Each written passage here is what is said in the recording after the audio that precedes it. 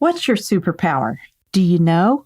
In episode 51, 7 tips to uplevel your productivity, I shared tap into your superpower to know what tasks to offload so that you can be productive and stay busy doing what you do best. Tap into your superpower for main tasks and offload tasks that either suck your brain or could be done by someone else. Your superpower is the thing only you can do, and you're really good at it. For instance, my superpower is teaching and giving advice on group coaching calls. When people ask me questions that have to do with online marketing and business, I usually know the answers because I'm a few steps ahead of the people that I teach. I've become well-versed in my field of Instagram and email marketing. I've been an entrepreneur for several years now. I run my own business. I have software that I use.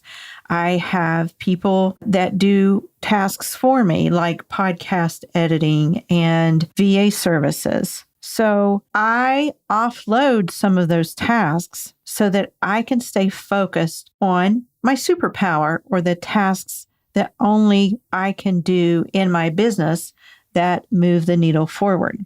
So at the end of that episode, I ask if you want more suggestions about superpowers and how to know it, let me know and I'll do an episode on that. Well, overwhelmingly, everyone wants to know what their superpower is or how to find it. So that is what this episode is about.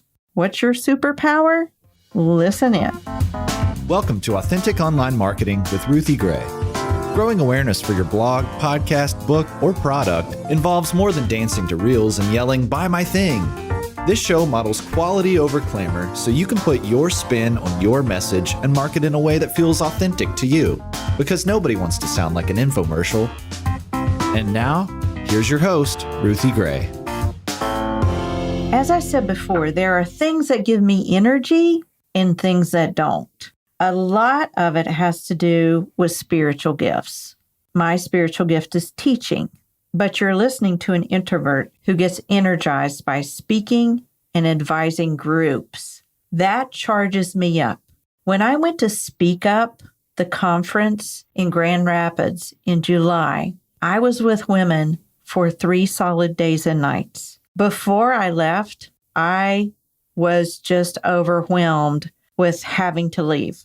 I didn't want to leave my house, but I knew that it was something I needed to do. I needed to network and let writers and speakers know of my services and that I know how to help them. And I know that they need to learn how to market their books or their services or their speaking, and I can help them. So I went, and I couldn't believe how energized I was by talking to those women, Christian entrepreneurs just like me, and speakers and writers who knew that they needed my help and who I just adored. I was able to just really connect with them and hear what they had to say, and that energized me. So here's a little tip. If you're having trouble wondering what your superpower is, go to a networking conference. It will help you with your elevator pitch. Trust me, if you don't know it going in, you'll know it when you leave. It helps you gain more understanding about yourself when you rub shoulders and link arms with Christian women of like faith who are supportive and are willing to pour into you. So really, that's number one, is be willing to be a part of something, preferably live, like a live conference, or at least network online. It's not the same, I will tell you that, but it will help. Number 2, think about what energizes you. So small talk sucks the life right out of me. I do not like the small talk, like, oh, what do you do? Well, blah, blah, blah. Oh, what do you do? Blah, blah, blah. Oh, isn't the weather pretty today? Yeah, blah, blah, blah. Let's get to the meat of it. Let's get down into the heart issues, get down and dirty. What can we talk about that we have in common? that energizes me. And my passions energize me. So when I know I can help someone with my spiritual gift, which is teaching, then I am all in. Teaching and teaching my passions. So know what energizes you. Number 3, what's your expertise? So my expertise, obviously, is online marketing, specifically Instagram and email marketing. But there are outer fringes too, like blogging and podcasting and all the different little avenues that you can go in. Another thing that I'm an expert at is community and building communities. When I teach my classes, I teach them in community settings because so many women, especially women my age, but a lot of women realize they just need the input and they don't need another self-paced course. They need someone to tell them, go here, do this. Or maybe you should tweak this line, or maybe you should space out your paragraphs in your emails, different things like that. So think about, what is your expertise? It could be writing, but is it teaching writing? What is it really? What is the expertise? And you need to look at the threads of your life. If you listen to the episode on October 10th, where I interviewed Mindy Kiker, she referenced that, taking the threads of your background and learning from those things and realizing what it is that you can really write about. So maybe you're not a writer, but maybe you're a speaker. You can do the same thing. Or maybe you love sewing. We have a seamstress in our insider mentorship, and she has a business and she continues to grow online and on Instagram. She is crafting emails now that are going out to her people. And she is starting to really break ground in the online arena. What do you love?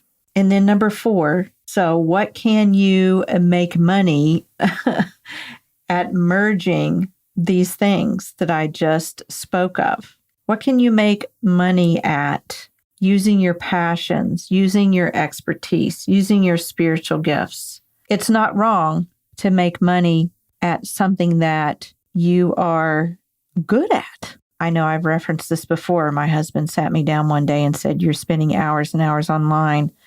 Why don't you, open a legit business? Why don't you be paid for what you have a passion for, what you love for?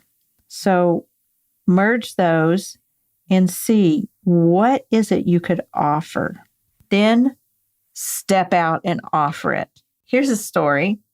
After my husband gave me that pep talk, then I tried to think, what is it? Because I do love writing. Well, I also realized that the thing that I was good at the time was Instagram, and other bloggers were asking me how to do Instagram. So I decided to do a little mini course. It was just a Facebook group, and I taught as I went, and it was free. Now it's a paid course, but that's how I started. And then the other really big thing I did that took a lot of guts on my part was I saw in a group. So notice your opportunities, you guys, in Facebook groups. Notice the opportunities that you can interject your expertise or something that you're good at, because you'll find out a lot about yourself that way. Try to help others. So I saw that my blogging mentor, the lady that had taught me everything from the ground up about blogging in Christian Bloggers Bootcamp, Araba Joy, said, I need someone to run my Instagram account. Let me know. Send me a message if you know. Well, Araba Joy and I are friends. We're friends in real life. And so I got this big, my heart was doing palpitations. I thought, I've got to do this. I'm just going to take a chance on it and do it. So I reached out to her. And I said, I can run your Instagram. She said, really? You can? What do you know about Instagram? Have you had training? I said, I've had some training. Yes, I've been taking a course. But that question that she asked me spurred me to take just a little bit more so that I'd be sure that I was well versed. But at the same time, as running her account. I said, just give me 3 months. We decided on 90 days and we doubled her viewership, almost tripled it in that first 3 months. And that ended up being a job for me for the next 2 years. And then I went on to run other people's accounts. At one time, I was running, I think, 9 accounts at once. And after I did this, I was like, you know what? I could probably coach people on how to do this, and it would be much easier on me. And so that was my next move. Number 5 was step out. Like I stepped out and approached my blogging mentor because I felt like it was something I could do. Number 6 is move, do the thing. Kind of goes with number 5, only you are actually doing it. I could have stepped out to her and then said, I'm not going to do this, or hemmed and hawed or decided not to. But the thing with me is, if I say I'm going to do something, then I do it. Stepping out is saying it, and then moving is doing it. Then number 7, assess what's working and what's not. This has to do back in the land of where you are with your superpower. Maybe you haven't done numbers 5 and 6 yet. Maybe you haven't stepped out yet. Go backwards then and look at what you're doing right now and assess what is working, what's not working. What are you super slow at that is just eating up hours of your time? I guarantee you it's probably tech. It's probably technology. And it is worth the time and effort to go into a VA group or ask your friends, collaborators, colleagues, who do you use as a VA? Just spend the money or get a teen. Teens are so fast at technology and Instagram and all the things. Just hire a teen. So assess what's working and what's not working. So I just talked about what's not, but there are things you're doing, I guarantee, that you're good at. Maybe it's running Zoom calls. Maybe you're really good at answering questions like I am. Maybe you're better at editing or ghostwriting. Maybe you're really good at connecting with people or connecting people with people. Maybe you're a great speaker. Maybe you should have a podcast as the top of your funnel. I know a girl, if you need somebody, my podcast coach, Ren Robbins. She has free resources, and she can also coach you to start your podcast. So we just hit 45,000 downloads. We're starting to get 3,000 downloads a month. That's a big deal for us. We started out pretty meager 2 years ago in the spring of 2020 when COVID was breaking loose. All right, number 8, pray. Well, that should probably be number 1, right? You must pray. Spend some time on your knees. Get down with the Lord. Pray scripture, ask for wisdom, allow him to move you and move in you because he will do that if you're open to it, but you must be open to it. My verse for 2022 is Isaiah 58:11. The Lord will guide you continually and satisfy your soul in drought and strengthen your bones. You shall be like a watered garden and like a spring of water whose waters do not fail. I claim that verse for 2022 because I need guidance and I need strength from the Lord. Number 9, refine. You can't do everything, obviously. So sift through all the data from 1 through 8 and think about it. What can I refine? What can I let go? And what can I keep and sustain ongoing without like driving myself crazy or running myself into a rut?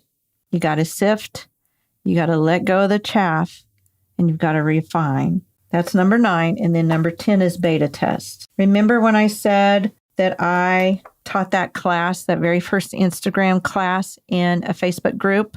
That was a beta test. It was free. And then I turned that information into a course on Teachable. I started with that one course and it's still for sale.